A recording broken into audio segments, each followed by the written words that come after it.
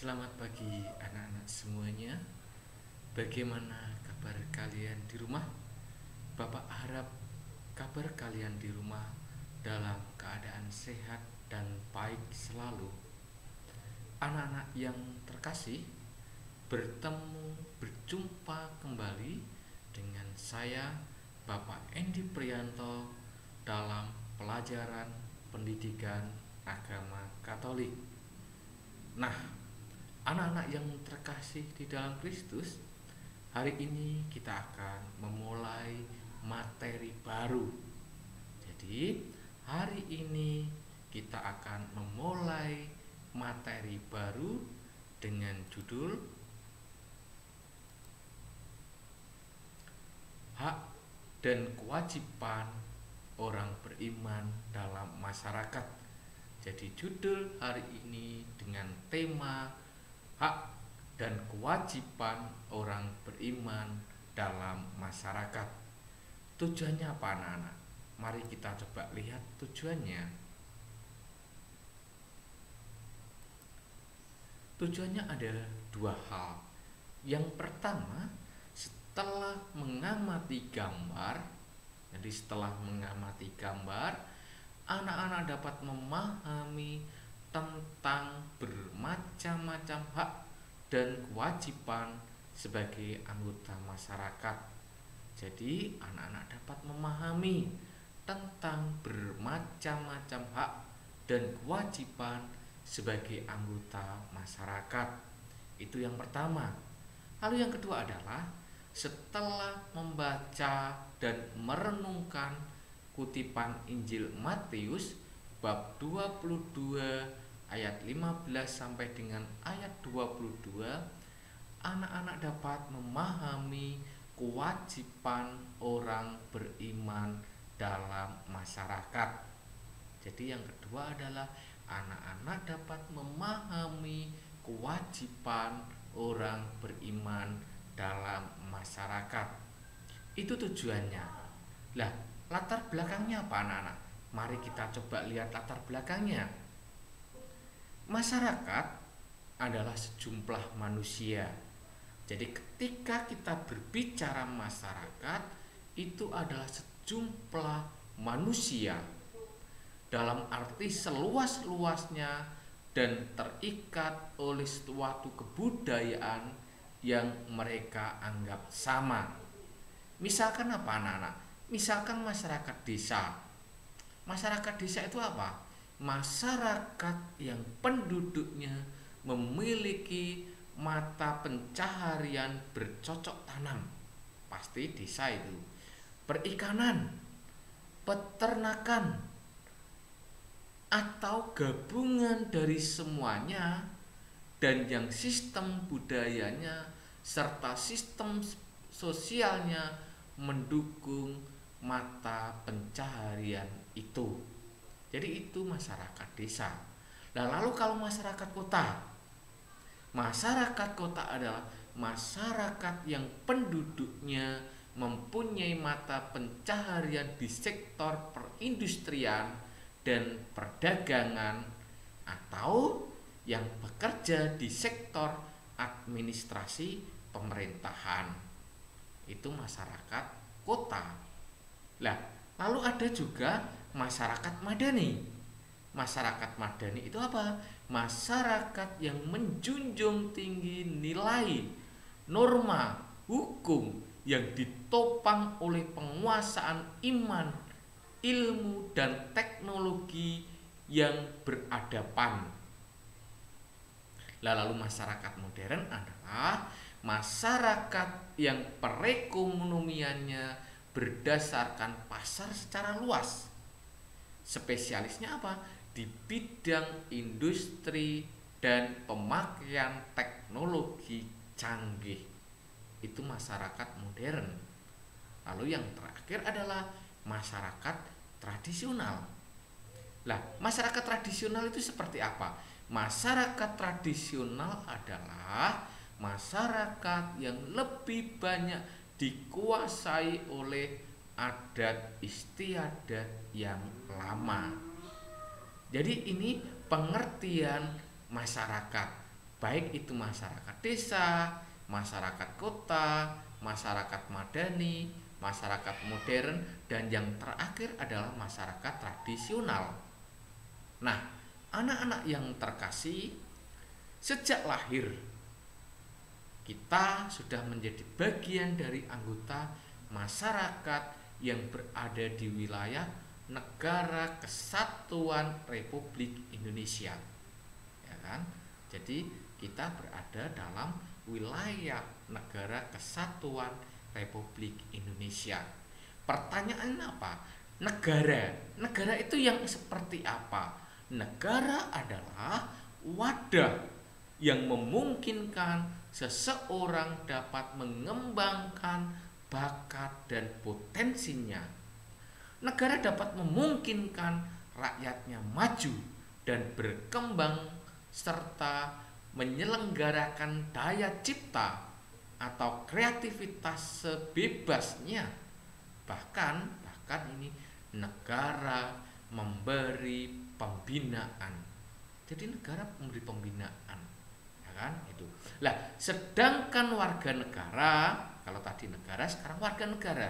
Warga negara dari suatu negara berarti anggota dari negara itu merupakan pendukung dan penanggung jawab terhadap kemajuan dan kemunduran suatu negara. Itu adalah warga negara. Lah, maka anak-anak yang terkasih, sebagai warga negara Indonesia, ya kan? Kita sebagai warga negara Indonesia, kita memiliki hak dan kewajiban yang diatur dan dilindungi oleh undang-undang. Jadi kita sebagai warga negara, kita memiliki hak. Namun kita juga mempunyai kewajiban yang diatur dan dilindungi oleh undang-undang. Nah, anak-anak yang terkasih, itulah latar belakang kita belajar dari materi tentang hak dan kewajiban kita sebagai anggota masyarakat. Nah, anak-anak yang terkasih, sebelum kita memulai kegiatan kita hari ini, kita sebagai orang beriman, sebagai orang beragama, kita akan berdoa. Doa Bapak pimpin secara Katolik bagi kalian, bagi anak-anak yang beragama lain untuk menyesuaikannya. Maka mari kita berdoa. Dalam nama Bapa dan Putra dan Roh Kudus, amin. Allah Bapa yang Maha Kasih, Engkau telah menganugerahkan tanah air Indonesia. Kami bersyukur karena kami boleh menjadi bagian dari bangsa Indonesia yang besar. Ya Bapa, terangilah budi kami agar semakin menyadari hak dan kewajiban sebagai anggota masyarakat, juga semakin dapat menghargai hak dan kewajiban orang lain, sehingga dalam hidup bersama semakin tercipta keseimbangan dalam pelaksanaan hak dan kewajiban. Semuanya ini kami angkat ke dalam kuasa tangan-Mu dengan pengantaran Kristus, Tuhan dan Juru Selamat kami, yang hidup dan berkuasa kini dan sepanjang segala masa. Amin. Santo Fransiskus Xaverius, doakanlah kami. Amin. Dana Bapa, Putra dan Roh Kudus. Amin. Terima kasih anak-anak. Kalian sudah memulai kegiatan kita hari ini dengan doa pembuka. Nah, anak-anak yang terkasih, mari kita melihat gambar.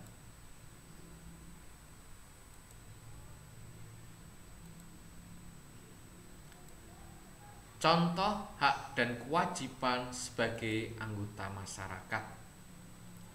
Gambar yang pertama adalah bangga bayar pajak demi negara. Ini tentu kewajiban kita, ya kan? Kewajiban, ya kan?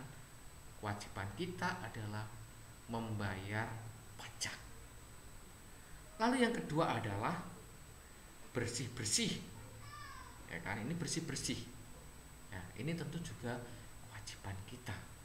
Atau juga di satu sisi ya punya hak ikut membantu dan saling membantu dan menerima bantuan.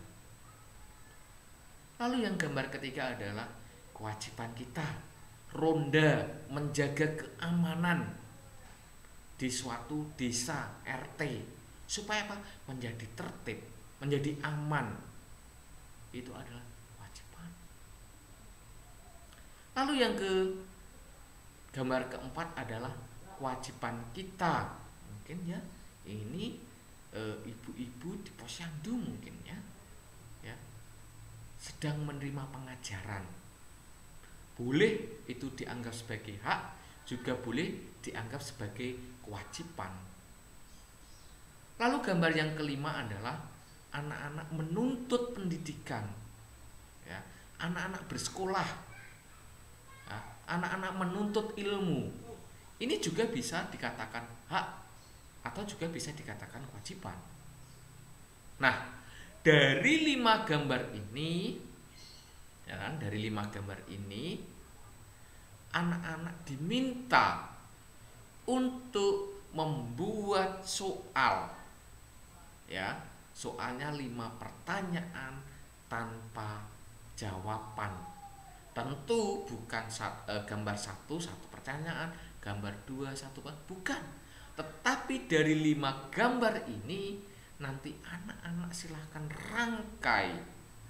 rangkum menjadi sebuah 5 pertanyaan.